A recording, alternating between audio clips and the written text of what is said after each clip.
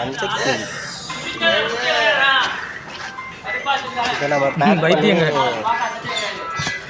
திருச்சிக்கு அனுப்புறதுக்கு பேக் பண்ணுறக்காப்புல வைத்தியம் கிளம்பிட்டு கட்டமரம்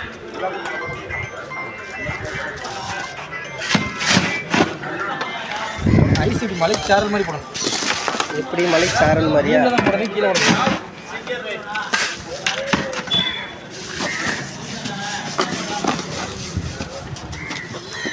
மலை சாரல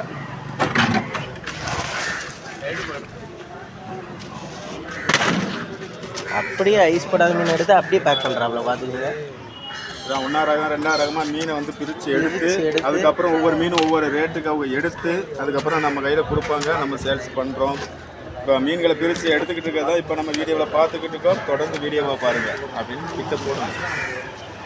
3 நிமிஷம் உங்களை கொண்டு போகணும்னா உங்களுக்கு சொல்லணும்.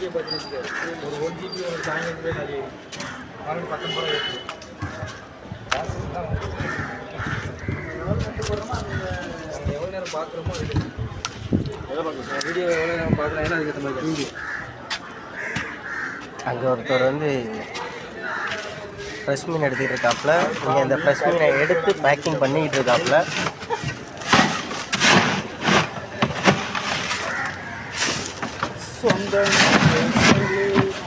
இதுதான் நம்ம கம்பெனி. என்னப்பா ஆர்ஜியை கட்டுறீங்க? இல்லை, இதுதான் நம்ம கம்பெனி. மரண விலாஸ்.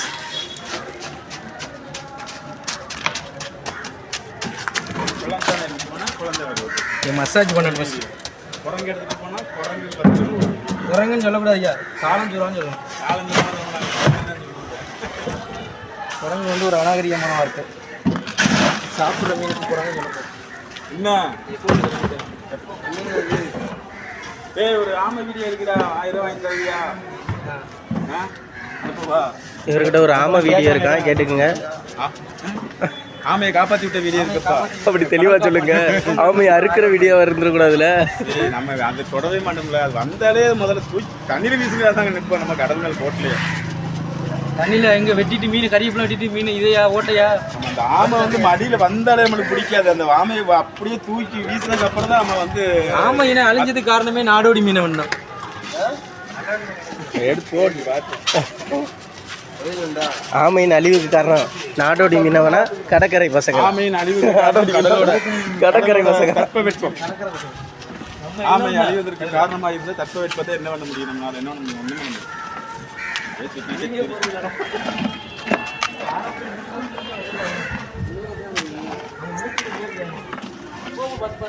முடியும்.